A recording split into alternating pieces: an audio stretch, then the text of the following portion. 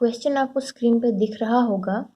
The crystal lettuce having unit length A, value of D 220 is. ठीक है, एक unit length की एक क्रिस्टल की बात कर रहे हैं हम, जिसकी एज लेंथ इन्होंने दी हुई है आपके पास, जिसको इन्होंने यहाँ पे यूनिट लेंथ बताया हुआ है ए। ठीक है, तो पूछ रहे हैं value of D is. D जो है वो इंटरप्लेनर डिस्टेंस होता है, जिसके लिए प्लेन्स यहाँ पे बताए हुए हैं जो 2 और 0 पे होंगे, तो उसको लेके हमने कैलकुलेट करना है। ठीक है, तो देखिए पहले आपको फार्मूला पता होना चाहिए, फार्मूला क्या है, उसके बाद हम आगे कैलकुलेट करते हैं। नंबर 2 जो बात आपको ध्यान में रखने वाली है वो ये है कि यहाँ पे अगर इन्होंने एज लेंथ सिर्फ ए दी हुई है, दैट मीन्स ऐसे क्रिस्टल लेटिस की बात हो रही है जिसकी ऑल साइड्स जो है वो क्या है, इक्वल है। ठीक है, इक्वल है, दैट मीन्स आपके पास जो क्रिस्टल है वो कौन सा है, क्यूबिक है। क्यूबिक क्रिस्टल के लिए आपके पास जो फार्मूला होगा इंटरप्लेनर डिस्टेंस का, वो इस तरीके से आपके पास होगा कि ये है आपके पास फार्मूला, और आपके पास जो ये यहाँ पर D220 है, इसमें आपके पास H आपके पास 2 है, K आपके पास 2 है, L आपके पास 0 है। तो आप इन वैल्यूज़ को पुट करेंगे फार्मूले में, तो आपके पास आएगा A √2 का स्क्वायर प्लस 2 का स्क्वायर प्लस 0 का स्क्वायर। ठीक है, तो आपके पास आया D is equal to A/4 + 4 is equal to A/√8। ठीक है, अब आप क्या करेंगे, यहाँ पे 8 देखेंगे कि आपके पास 8 कैसे आता है। तो D is equal to A 2 × 2 × 2। ठीक है, तो इससे आपके पास क्या आया, 2 × 2 × 2 आपके पास आता है 8 के बराबर। आप इसको क्या कर सकते हैं, स्क्वायर लेंगे और एक 2 आपके पास रूट में रहेगा। ठीक है, तो आप इसको लिख सकते हैं D is equal to A divided by 2 × 2 का स्क्वायर। ठीक है, ये स्क्वायर इस स्क्वायर रूट को कैंसिल करेगा, तो आपके पास जो वैल्यू आएगी आपके इंटरप्लेनर डिस्टेंस 220 के लिए, वो होगी आपके पास A2√2। ठीक है, तो ये आपके पास यहाँ पे कैलकुलेट करके आपके पास वैल्यू आई आपके D की A/2√2। ठीक है, तो ये था आपके क्वेश्चन का आंसर। अब देखिए मैं आपको यहाँ पे कुछ फार्मूलाज बताऊंगी। ये था क्यूबिक के लिए आपके पास फार्मूला इंटरप्लेनर डिस्टेंस का। अब देखिए आपके पास ऑर्थोरोम्बिक हो सकता है। ठीक है, ऑर्थोरोम्बिक हो सकता है, या फिर आपके पास टेट्रागोनल हो सकता है।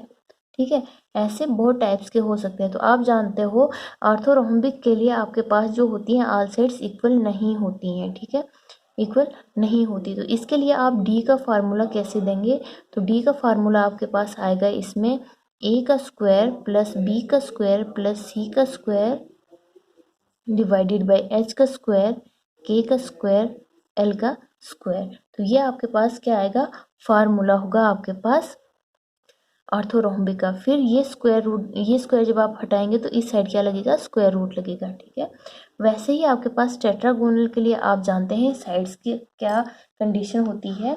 आपके टेट्रागोनल के लिए आपके पास होता है A is equal to B is not equal to C. ठीक है, तो इसके लिए आपके पास जो D आएगा वो आएगा A का स्क्वायर प्लस बी का स्क्वायर प्लस सी का स्क्वायर डिवाइडेड बाई जो आपके पास है H square, K square, L square. अब आप जानते हैं A square, A is equal to B, तो आप ए की जगह बी या बी की जगह ए लिख सकते हैं। ठीक है, तो आपके पास आएगा D is equal to A square upon H square plus A square upon K square plus C square upon L square. ठीक है, तो उसके बाद आप क्या करेंगे, आप लिख सकते हैं D square is equal to A square, A को आप कॉमन लीजिए यहाँ पे, H square plus K square plus C square upon L square. ठीक है, तो ये आपके पास यहाँ पे कुछ फार्मूलाज मैंने आपको बताए। तो इन फार्मूलाज को आप ध्यान में रखिए। इस साइड का जब आप स्क्वायर हटाएंगे तो इस साइड रूट लगा लीजिएगा और आपको ईजिली आपका आंसर मिल जाएगा।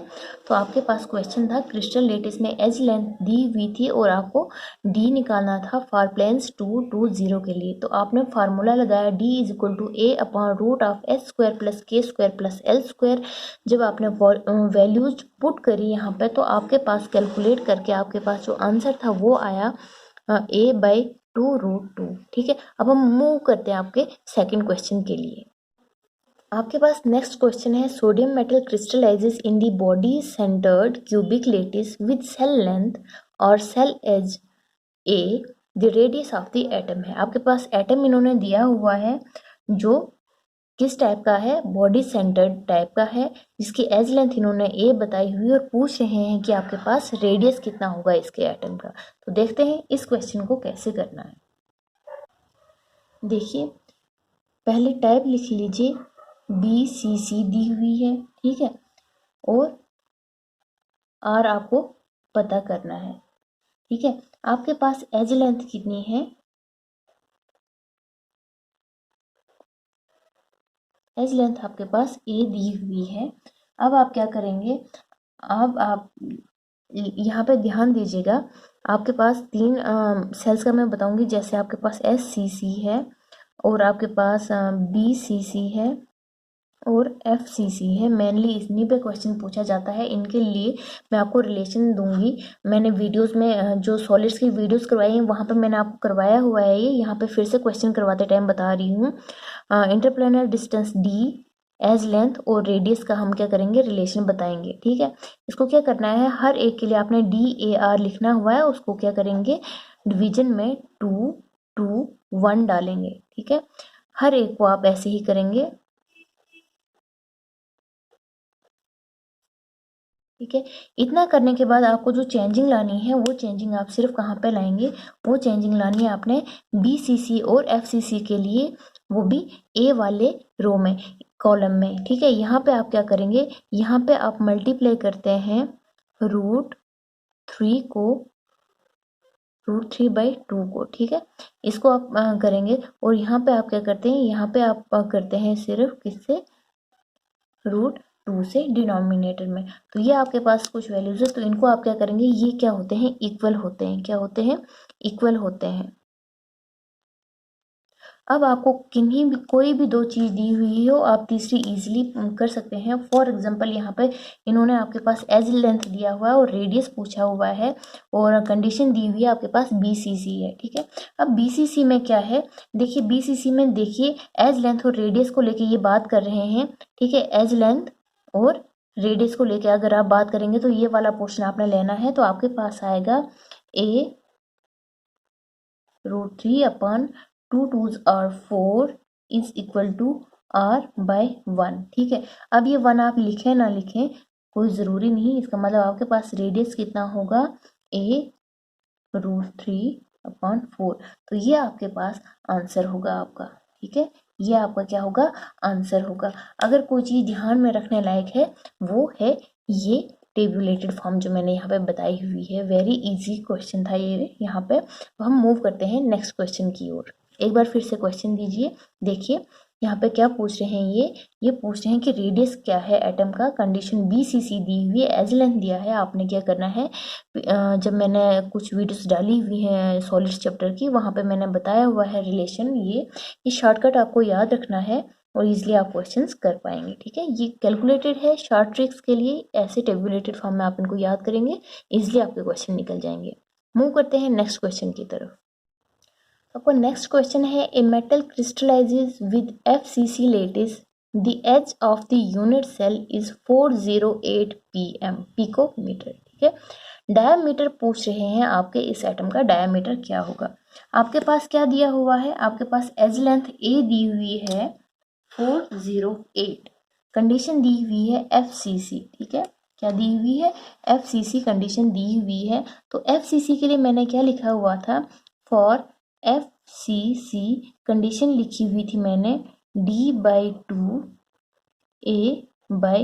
A/2√2 is equal to r/1, ठीक है। ये FCC के लिए क्या थी, कंडीशन दी हुई थी। अब हमें क्या पूछा है इन्होंने, एज लेंथ दिया हुआ है, आपको डायामीटर पूछना है। तो डायामीटर हम रेडियस से कैलकुलेट कर सकते हैं, हम जानते हैं, ठीक है। We know that diameter is equal to twice of radius, इतना हम जानते हैं। अब हम क्या करेंगे, अब हम इस रिलेशन को पिक करेंगे, ठीक है। आपके पास एज लेंथ जो है गिवन था, ए इज इक्वल टू 408, ठीक है। ये क्या है, ये आपके पास गिवन है, ठीक है। अब आप क्या करेंगे, लिखेंगे 408 divided by 2√2 is equal to r। Now अब आप क्या करेंगे, अब आप लिखेंगे 408 divided by 2 multiplied by 1.414 is equal to r। Now आपके पास आएगा 2040 divided by 14 is equal to r।